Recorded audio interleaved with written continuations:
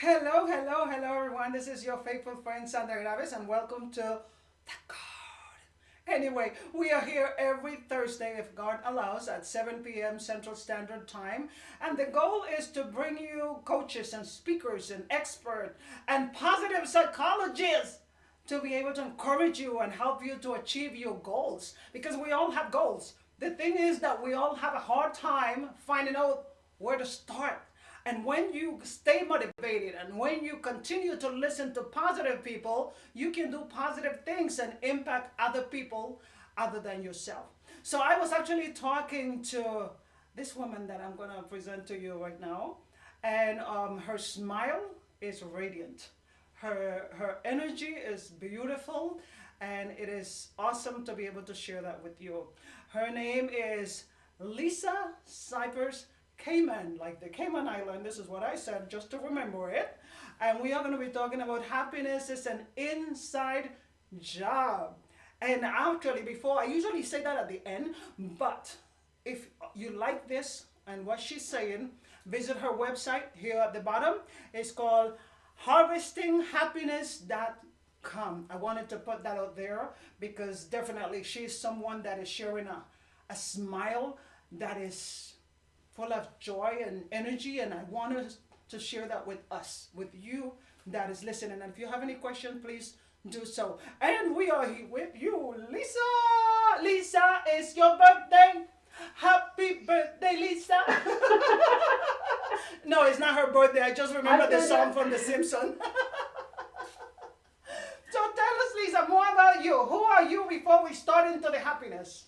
Well, I like to say that I am a chief felicitator. I'm in the business of helping people rediscover their happy place.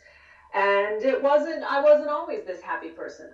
In fact, what's interesting about the story and the concept of harvesting happiness is I went back to school midlife to become a psychologist because I was depressed. So I took a very strong interest in positive psychology and how we can train ourselves really to learn how to be more optimistic. Martin Seligman, one of the grandfathers of positive psychology, calls it learned optimism, as opposed to learned helplessness. That is really awesome. So positive psychology. I heard of psychology and I heard of positive attitude and all of that. What is really that? Positive psychology. Well, positive psychology is really the science of happiness, really focusing more on what's right with life and minimizing what's wrong. I mean, most of us out there who have gone to traditional psychotherapy, that we spend a lot of time focusing on what's happened in the past. And positive psychology really says, okay, yes, we've all had pasts, we've all had stories, but where is it that we want to go in life? So it's a much more proactive approach and very training based. So it really says, okay, if we want to be happier, we need to do those things, acquire those skills that people who report themselves to be happy practice. That is really cool. And you said that you went and studied that because you were looking for your own happiness? I was looking for my own happiness. I come from a family where there's depression, addiction, suicide, all the skeletons that hide out in most of our closets that we don't like talking about. But it was all there in mine. Yes. And I decided that I wanted to take a more bootstrap approach to enjoying my own life, being an example for my children. At the time, my kids were very, very young when I went back to school. And it ended up being a life-altering adventure, not just for myself personally, but it ended up launching myself into a business and a passion, which is all about harvesting happiness. Hey, that is really awesome, and I can actually relate to that with you because that is exactly what I have to do. I come from a family where mental issues and emotional issues and living in the past and you did this to me and I'm never gonna forgive you and all that. And I said, I am not going to raise my kids this way. I gotta change this because I want them to be happy and I don't want them to have the negative life that I had. Yeah, breaking the cycle. Yes. So tell us more about this. Happiness is an inside job because most people do not work from the inside. They're always looking for someone else to make me happy. Well, if you look at today's headlines, and when we look at the opioid epidemic in America, and we look at sort of the culture of drugs and what the media tells us that happiness comes from something external. If we buy the right car, if we drink the right soda, if we eat the right meal, if we wear the right shoes or carry the right handbag, we'll be happy. And conversely, we're always looking for the antidote to our discomfort from an external source, right? That is So correct. the reality of it is we can find fleeting pleasure in all of those things. Yes. But happiness is something that's much more about that inner cultivation, that inner attunement, about getting really congruent with yourself internally. And therefore, you rely less on external situations or events to find that level of contentment and more on that internal space, which means you could be happy pretty much anywhere, even though life is not always happy. And that's a really important point. Yes. But how is it that you explain to someone that says, well, you have a different definition of happiness than I do? So. Well, that may be so. Mm-hmm. However, we know certain things within positive psychology that true happiness, and by true happiness, we mean sustainable well being, a state of upliftment or emotional elevation, comes from a few core sets of values, right? It comes from being really well connected in our relationships, having good, kind, devoted relationships that matter, intimate relationships. It means being part of a community. It means following and doing your right passion or your right livelihood. Sometimes you can't always do what you love and make money to sustain the family, but it's important to have activities and pursuits that bring a level of contentment and bliss when you do them. Maybe it's fishing. You mentioned that your husband loves to fish. Yes. That may be his bliss, that happy space he can get himself into. For some people, it might be painting or sports or running or reading or knitting or cooking. You get the idea. Yes. Yes. But, okay, let's say that there is someone, which you are listening to me right now, I know. But let's say that there is someone, and that someone is going through a divorce, and that someone is blaming everybody because they are not happy. How would you recommend to that person? How can they get to that point of trying to find that inside happiness? Well, inevitably we will all go through a hard time. I like to say that if you haven't suffered a trauma yet, don't worry about it. It's coming, right? Everybody is going to have something bad happen to them. We can't escape life without it. So the issue becomes how we relate to these things when they do arise. Yeah. So the person who's going through a divorce or who's going through a health crisis or going through some other crisis in their lives, it's important first to have the self-care aspect. Are you taking care of yourself? Are you looking after your well-being? Are you getting enough sleep? Are you getting enough sunshine? Are you getting enough exercise? Are you eating properly? Are you surrounded with people who are truly supportive of you? Yes, yes. Or are you surrounded by people who are feeding that fire, feeding Yes. that negativity that's Yes. festering inside of you? Yes, I like that you mentioned that. I really like that because most of the people that complain about being unhappy, they have friends that are unhappy, and the friend is just like, oh, I agree with you, girlfriend. Yep. Oh, yes, he's a dog. Oh, yes, she is like this. But they're not Exactly. helping the situation. They're not trying to, don't go, let's do something together. Let's, something positive. What do you think about that? I think it's essential, and I think happiness is very much about an action.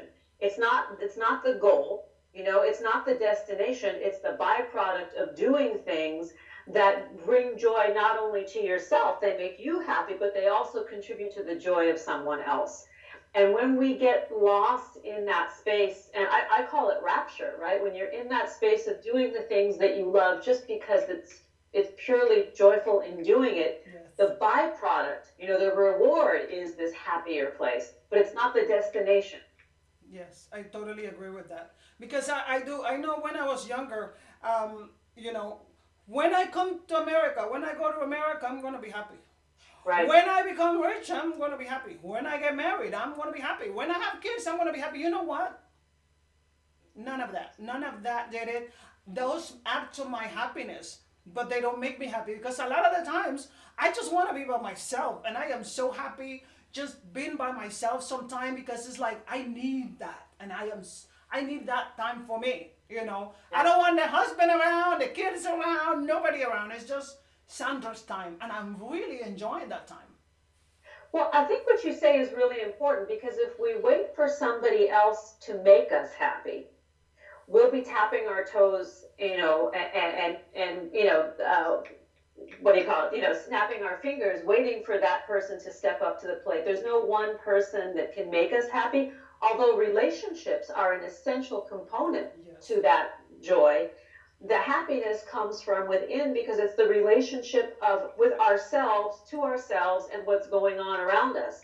So you can find a happy moment even in a very, very complicated set of circumstances, even in the middle of a horrendous divorce. Yes. You can find something to laugh about. You can find something certainly to be grateful about. That's right. Even if it's the roof over your head. That's right. Yes, I totally agree with that. And a lot of the people that I coach, one of the things that I try to get in their head is that what you're talking about is just really finding something that you're grateful about, because really we all have something to be grateful about, and if you're not grateful about what you have, you're going to lose it, and then you're going to realize, oh my God, I don't have it now. So it's really just being grateful.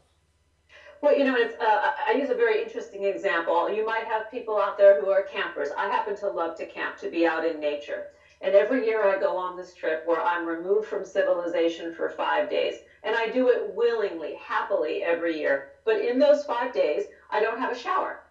So when I return from the bush and I have that first shower, it is the most glorious experience, right? I'm completely grateful for that hot water and to watch the dirt, just sort of slip off of my body.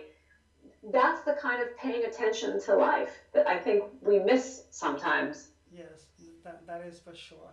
And just really, you ladies or men that are listening right now, just think about right now. I mean, what is it that you are thankful for? What is it that make you smile? It doesn't have to be that anybody's around or nobody is cracking a joke or whatever. What is it that makes you smile and comfortable and just at peace? That is the kind of things that I have found that help me. The peace. I think that's a really important word and a really important experience to have. So many of us are so busy doing our lives that it's hard for us to occupy and be in our lives, to have that sense of peace, even for a minute. Yes. So that becomes the challenge. How do you create peace for yourself? Yes, that is completely true. And so that is the other question that we are going to have you answer. How can someone that wants to be happy, that is busy, find that peace of happiness? Well, it can be starting with a little teeny baby step, because you know how to eat an elephant, right? Do you know how to eat an elephant, Sandra? How do you eat an elephant? One bite at a time. That's right. So it may be baby steps in the beginning. Somebody who's depressed and can't get off the sofa, for them, that first step towards peace may be just going outside for 5 minutes and listening for the birds. Listen to the birds or whatever you want to listen to. My husband, he just like listening to the water and the splashing of the rocks and all that kind of stuff. And me, I just love listening to music, and sometimes just, listening to audiobooks or whatever makes you happy. But you have to find out. We can't tell you what that is. No. That is your job to figure it out, right?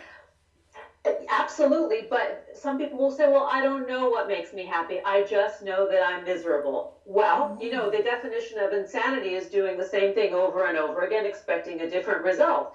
So in order to figure out what makes you happy, you have to do one thing differently. Maybe it's just one thing in that day that's different and new. Okay, so we are going to, I would like you to give us some suggestion of some of the things that we can do for them to be happy, but right after this break. Gente, aquí Sandra Graves, y oye, quería decirte que te conectes con En Vivo Live todos los martes aquí en YouTube. We are going to be here every Thursday at 7 p.m. with different guests, bringing you different information. Con invitados especiales, con tu anfitriona, yo, Sandra Graves. No te olvides, subscribe. Suscriba y comenta. The code is presented by En Vivo Associates, our affiliates, our sponsors, and of course, our guests. Our guests who present you with the tools that you need to identify the success you desire. If you would like to be a guest in this show, or if you have any comments or questions or any show idea for us, please send us an email to info@envivoassociates.com. Thank you for tuning in to The Code. If you're happy and you know it, clap your hand. If you're happy and you know it, clap your hand. I remember that when I was little, I used to love when they had that song. I would get so excited. I want to sing that song. And then later, I could not stand that song because I just did not turn happy just by clapping my hand. You know, it was just a little harder because now I'm a grown up with responsibilities and all that. It's like, okay. But I actually figured it out, and it was really what you said. Happiness is an inside job. Instead of waiting for someone to do it for me, I decided to take action and find it for myself, which was in here. So tell us more about that. You were going to share some examples of what it is. You know, whatever it is that you want to do, this is your topic. Don't follow me. I want to learn from you, so just take over. Well, you gave the best possible example that I could give about how to go looking for that happy space.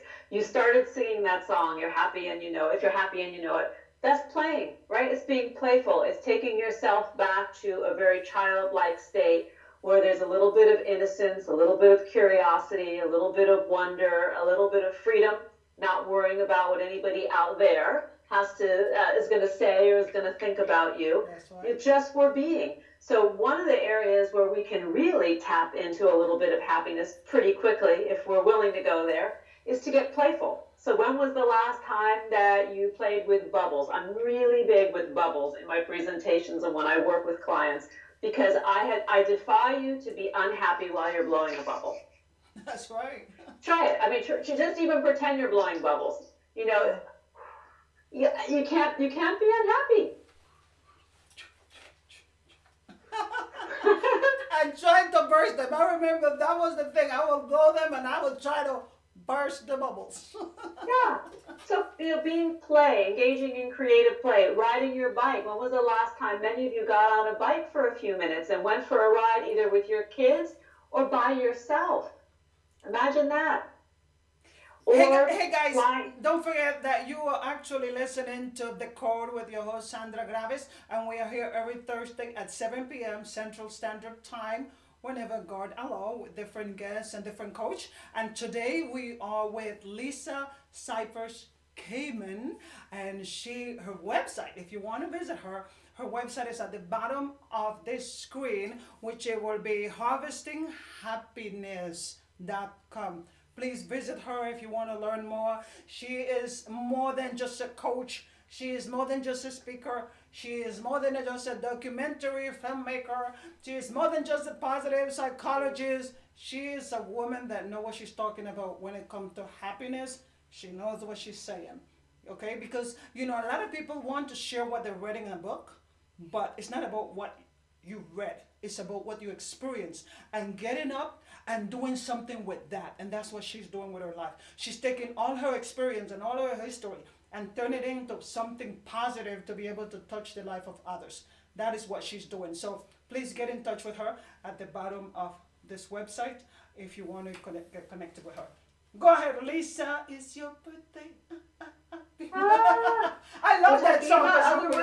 Other ways to find some happiness, you know? How about flying a kite? When was the last time you flew a kite, Sandra? Well, I don't know, but I did the skydiving just recently, so Oh, that's good. That's happy. And courageous.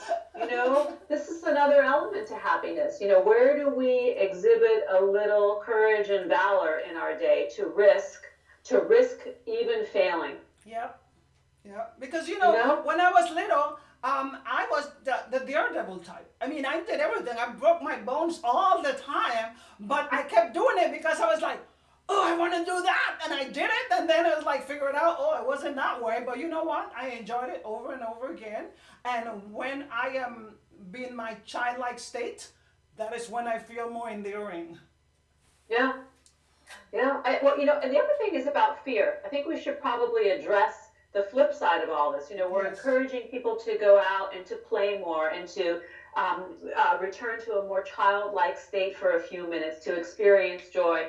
But let's address fear, because fear is probably the greatest limiter of all, Yes. right? It keeps us from our happy place. It keeps us from stepping into our greatness. It keeps us from trying new things, and it is a limiter. Yeah. So I think when we address fear head on, lean into those things that we are most frightened about, whether it's our past, ourselves, or the future, we tend to be challenged to risk. So that's that playing the edge of healthy risk taking, and then and limiting ourselves. So that would be another area that I say address fear, So and address it with a how coach. can someone address fear? Right now, we were talking about the person having a divorce. I don't trust anybody. I don't want to trust anybody. And, but when you kind of keep away, in my opinion, of trusting, you actually keeping yourself away from happiness, because it's like, we are all connected. It doesn't matter who you are, we are all connected. And I was explaining to this person, I said, you say you don't trust, but yes, you do. Do you eat out? Do you go to restaurants? Do you drive? What is it that you do? Do you get out of your house? Yes. And as soon as you do all that, you are trusting. Someone is driving over there. Someone is feeding you food. You don't know how they did it. That is like a major trust area. So I try to get that out of their head that, yes, you trust. You just don't feel comfortable with a lot of the people that are close to you because people have hurt you, but you do trust. And we have to get to that point where it's like, yes, I do trust, but I got to be wise in the people. Yeah. And that's discernment also. And if we come from a bad marriage, a difficult relationship, and we're healing from that, it's hard to trust yourself first. I think that the trust issue actually starts at an individual level, that we have made bad choices. We take responsibility for those choices. We limit the pity party about those choices. Yes, we have a good gripe session. We stew in the juices of upset, and then we make a decision to move on because time is precious, Yes. So it's very important in my view, and certainly when working with people, to encourage them to look at the trust issue they have with themselves. So, Do you trust your judgment? good question. Do you trust your intuition? Do you trust your ability to know what's right for you? That is correct. Do you hear what she just said? I'm talking to you. You listening? Okay. Do you trust your judgment? Because if you don't, you need to start working on that part. I mean, how are you going to be able to trust others if you don't trust yourself? It's just like the self-esteem thing. If you don't love yourself, you're going to have a hard time loving anybody else, right? Same thing. I think so. And the trust thing, maybe you need a trust tune-up. Maybe that's the area to start, that you start tuning up this idea of learning what the healthy dynamic of trust is. Some people are over trusting, and then they continually make bad decisions and get themselves into hot water that way. Yes. Poor boundary setting, allowing themselves to be abused, whether it's mental, physical, verbal, or emotional. And it's pretty hard to have a good trust bond with anybody when you experience that. Yes, exactly. And let me explain to you, since you mentioned boundaries, I'm going to explain to you, if you are listening, boundaries have nothing to do with being aggressive, no aggression. I have some people that is like, I'm setting my boundaries, and all they're doing is they're just rude, plain rude. And that has nothing to do with boundaries. You can have boundaries without being rude. One thing has nothing to do with the other. So if you want to be happy from the inside out, please don't speak like you want to stab people, like you will be angry and, oh my God, I hate you. This is my boundary area. No, no, no, no, no, no, no, no. Be respectful to others so that they can be respectful to you, and you are going to see that things are going to work out. But don't be rude to people, because otherwise you're going to have a hard time finding happiness that way. Amen. But let's give an example of a boundary. Let's give an example of a kind, gentle way of setting a boundary. I mean, one comes to my mind. I've got kids, you've got kids, and the kids will come to the bank of mom for whatever, right? Everything. When they were younger, maybe not so much now. So instead of saying, no, I'm not going to give you money. Why would I give you money? Honey, I would love to give you money, but I can't do it right now. I will give you some money next week. That's a boundary. So give us a boundary of friendship. A boundary of friendship. All right, somebody calls you and says, I really need to talk. I'm feeling terrible. I need to be with you right now. And you've got 100 things you've got to take care of at the office, with your family, errands, whatever you're doing. You say, I would love to be with you. I can't do it right now, but I've got an hour at 5 o'clock or later in the day that I can sit and have a cup of tea or a virtual cup of tea with you. Would that work? Yes, like this. Yeah. This is gentle. It's loving. It's compassionate. Yeah, the one that I was trying to tell them about is one that I heard. I'm not laughing at you. It's just I'm just trying to explain this. And the person, they said that they were setting boundaries, and the person said to them, I need you to do this, and they just like went off on the person and cursed them out, and it says, I have decided to set some boundaries, and they actually used that word, boundaries. And I was like, that was not a boundary. That was rude and aggressive and disrespectful. I mean, like, that is not boundary. Boundary have nothing to do with stepping on people's head and humiliating anybody. That have nothing to do with it. So, I mean, you're not going to be happy humiliating someone else. If you feel happy at that moment, it's because there's a problem with you, okay? You cannot humiliate people and think that you're going to get joy out of that. It's just impossible. It's not going to work out like that. Well, it's not healthy.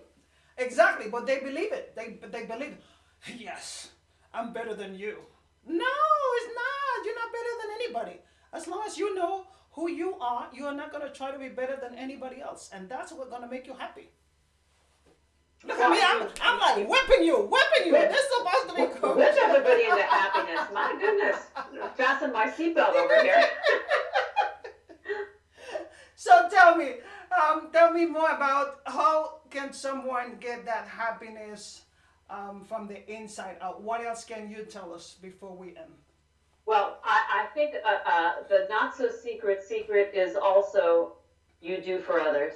That internal happiness comes from giving of yourself externally. That you get up off the couch, you roll up your sleeves, you go out into the world and make a difference in some way. Whatever that looks like to you, I think that is definitely a key to happiness. There's been a lot of research done on what's called the helper's high, that when we're doing something good for someone else and getting out of our own way. So in other words, we suspend ourselves as the focus, as being the center of the universe. I know that might be impossible for some of you to believe, that we are not the centers of the universe. We are part of the universe.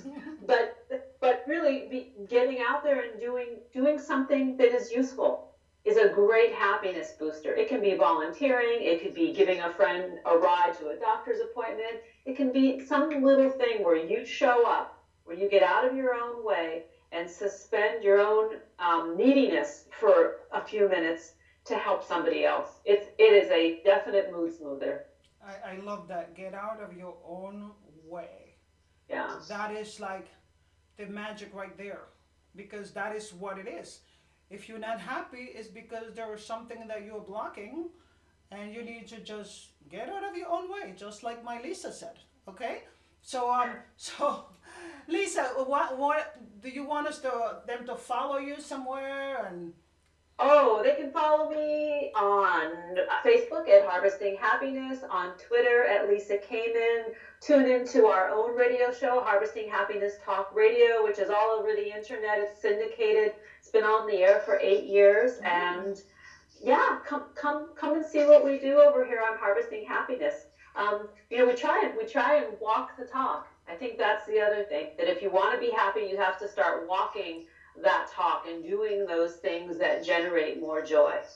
Well, thank you so much for giving us your time. Is there one last word that you want to say? Because I know I gave you a lot of last words because everything is awesome. So I just expect awesomeness from you. So. Oh my, high expectations. But I will tell you one that you asked me to share. I will share with one that you asked me to share. And that is, if you don't see this smile on somebody else's face, give them yours. She told you. Okay. Could you repeat that one more time, please? One more time. One more time, that if you don't see the smile on somebody else's face, give them yours. And we're going to end it right there. Thank you for joining us, and God bless you. Thank you.